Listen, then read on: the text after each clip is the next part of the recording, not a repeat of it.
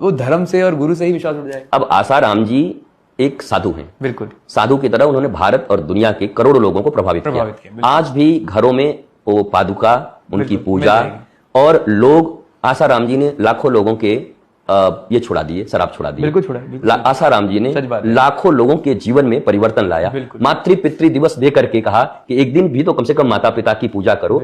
जो उन्होंने कर्म किए अच्छे, और समाज पर जो व्यापक परिणाम उसका आया, हम उन कर्मों को लेकर के उनके जो अनुयायी हैं, उनके जीवन में उनके बेटे की शराब छूट गई, उनके बेटे का कोठे पे जाना छूट गया, उनका बेटा बहुत अच्छा बन गया, उनके घर में शांति आ गई, आत्मज्ञान की तरफ बढ़ने लगे। वो तो चाहे आप कुछ भी कर दो, वो उनको छोड़ने वाले नहीं हैं, वो उनको फॉलो करेंगे, क्योंकि वो तू कहता कागज की लेखी, मैं कहता अखियन की देखी, मेरे आंखों से देखे मेरे परिवार में उत्साह आ गया, जीवन मेरा ठीक हो गया, वो मानते रहेंगे।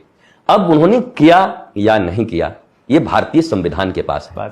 और बहुत सारी बातें हैं, आप भी जानते हैं कि जब जब भारत में कोई सनातन संस्कृति के पक्ष में बोलना प्रारंभ करता है और अपनी संस्कृति को रखता है, तो इससे भी इनकार नहीं किया जा सकता कि करोड़ों साजिशें उनके खिलाफ होना प्रारंभ हो जाती हैं।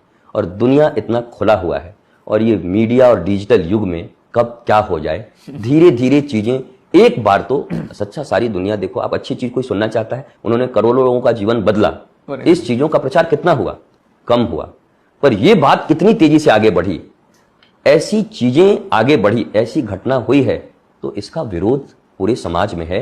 लेकिन आप देख रहे होंगे, शायद कुछ रिपोर्ट्स आ रहे हैं, जहां तक मैं देख रहा हूं, धीरे धीरे एक एक चीज करके वो बरी होते जा रहे हैं। लंबा समय हो रहा है, लेकिन बहुत लंबे, अब उनकी उम्र हो रही है।